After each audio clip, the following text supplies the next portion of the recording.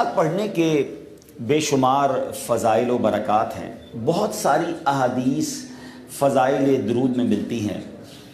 اگر میں ماشاءاللہ پڑھے لکھے لوگ ہیں، سمجھدار لوگ موجود ہیں، اور میں نے دیکھا ہے کہ آپ بہت جلدی چیزوں کو سمرائز کر لیتے ہیں، تو اگر میں صحافی حضرات سے ایک کوسچن کروں کہ ایک مسلمان ہونے کی حیثیت سے ایک لسٹ بنائیں شارٹ، کہ آپ کو احادیث سے عطر آپ کو پیش کرنے جا رہا ہوں، بہت ساری حدیثوں کا یوں سمجھے میں ایک مجموعہ پیش کرنے جا رہا ہوں، اور آپ غور کرتے جائیں کہ جو جو مجھے دنیا میں چاہیے موت کے وقت ایک مسلمان ہونے کی حیثیت سے میری تمنا ہے، قیامت کے دن جو میں آسانیاں چاہتا ہوں، وہ ذہن میں رکھیے گا اور اب سنتے جائیے.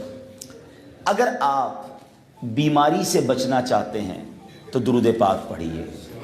آپ قرضے سے نجات چاہتے ہیں تو درود پاک پڑھیے. آپ روزی میں برکت چاہتے ہیں، آپ درود پاک پڑھیے. آپ پریشانیوں، مصیبتوں اور ٹینشن سے بچ کر زندگی گزارنا چاہتے ہیں، آپ درود پاک پڑھیے. آپ چاہتے ہیں آپ کی عزتوں میں اضافہ ہو، آپ درود پاک پڑھیے. آپ چاہتے ہیں کہ ذلت و رسوائی سے بچے رہیں، آپ درود پاک پڑھیے. مرتے وقت کلمہ پڑھنا چاہتے ہیں تو درود پاک پڑھیے.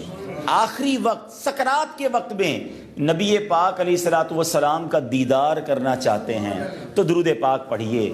قبر میں آپ چاہتے ہیں کہ قبر نور مصطفیٰ سے جگمگا اٹھے تو درود پاک پڑھیے. اور سنیے، محشر کے دن سرکار کے لواء الحمد تلے، ان کے پرچم تلے جمع ہونا چاہتے ہیں تو درود پاک پڑھیے. پل صراط پر ثابت قدمی چاہتے ہیں تو درود پاک پڑھیے. حوض کوثر پر نبی پاک کے ہاتھوں جام کوثر چاہتے ہیں تو درود پاک پڑھیے. پیارے آقا کے ساتھ جنت میں داخلہ چاہتے ہیں تو درود پاک پڑھیے. اور سنیے، دنیا میں خواب میں نبی پاک کا دیدار کرنا چاہتے ہیں تو درود پاک پڑھیے. اور مدینے جانا چاہتے ہیں تو بھی درود پاک پڑھیے. اب علماء بیٹھے ہیں ماشاءاللہ جنہوں نے کتابوں میں پڑھا ہے حدیثوں کو، وہ سمجھ رہے ہوں گے کہ جتنے میں نے جملے کہے نا، تقریباً ان تمام جملوں کے پیچھے نبی پاک کی حدیث موجود ہے جس میں انہوں نے درود پاک کی یہ تمام فضائل بیان کیے ہیں. اب میں آپ سے سوال کرتا ہوں کہ کیا ایسا ہے جو بچ گیا ہے دنیا میں مرتے وقت؟ آخرت میں ایسی کون سی خواہش آپ کی باقی ہے جو بچ گئی؟ ساری چیزیں تو پوری ہو گئیں. روزی میں برکت، انسان کیا چاہتا ہے کہ برکت والی روزی ہو، ٹینشن فری لائف ہو، عزتیں بڑھتی رہیں، ذلت سے بچوں، قرضے اور بیماری سے بچوں، ایمان والی موت ملے اور قیامت میں آسانیاں ہوں اور آقا کے ساتھ جنت میں چلے جاؤں. تو it means whatever I need being a Muslim, مسلمان ہونے کی حیثیت سے جو کچھ مجھے چاہیے دنیا اور آخرت میں، سبحان اللہ، یہ ایک درود پاک ایسا وظیفہ ہے کہ اس کی برکتوں سے سب ہی مل جاتا ہے. مگر پھر بھی انفارچونیٹلی ہم درود پاک نہیں پڑھتے. ہماری زندگی میں بہت ساری چیزوں کے لیے وقت ہے، فضول باتوں کے لیے بڑا وقت ہے، مگر زبان اللہ کے حبیب علیہ الصلوۃ والسلام کا ذکر نہیں کرتی، درود ہم نہیں پڑھتے.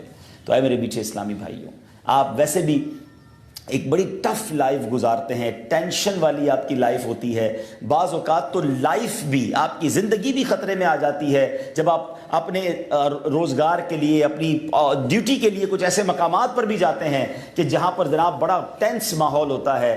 تو آپ کو تو زیادہ اپنی زبان درود پاک سے تر رکھنی چاہیے. ایک حدیث صرف سنا دیتا ہوں. اللہ کے حبیب علیہ الصلوۃ والسلام فرماتے ہیں، جس کا مضمون ہے کہ جو ایک بار درود پاک پڑھتا ہے اس پر اللہ کی 10 رحمتیں نازل ہوتی ہیں. اب میں گھر سے نکلا اور درود پڑھتا ہوا نکلا، میں آفس پہنچا، میں جب موقع ملا درود پڑھ رہا ہوں، میں کسی رپورٹ کرنے جا رہا ہوں تو درود پڑھ رہا ہوں. جب رحمت الہی ساتھ ہوگی تو حفاظت بھی رہے گی، سچ اور حق بولنے کا بھی موقع ملے گا. تو اے میرے میٹھے اسلامی بھائیوں، میں بھی نیت کروں اور آپ بھی نیت کریں کہ انشاءاللہ روزانہ کثرت کے ساتھ درود پاک پڑھیں گے انشاءاللہ. بڑے آسان درود پاک ہیں. الصلاۃ والسلام علیک یا رسول اللہ صلی اللہ تعالی علی محمد صلی اللہ علیہ وسلم. تو اس میں بہت تھوڑی دیر میں بہت سارے درود پاک پڑھے جا سکتے ہیں. تو انشاءاللہ میں بھی نیت کروں اور آپ بھی کریں، اور آئیے محبت کے ساتھ آواز بلند درود پاک پڑھ لیں. صلو علی الحبیب صلی اللہ تعالی علی محمد صلی اللہ علیہ وسلم.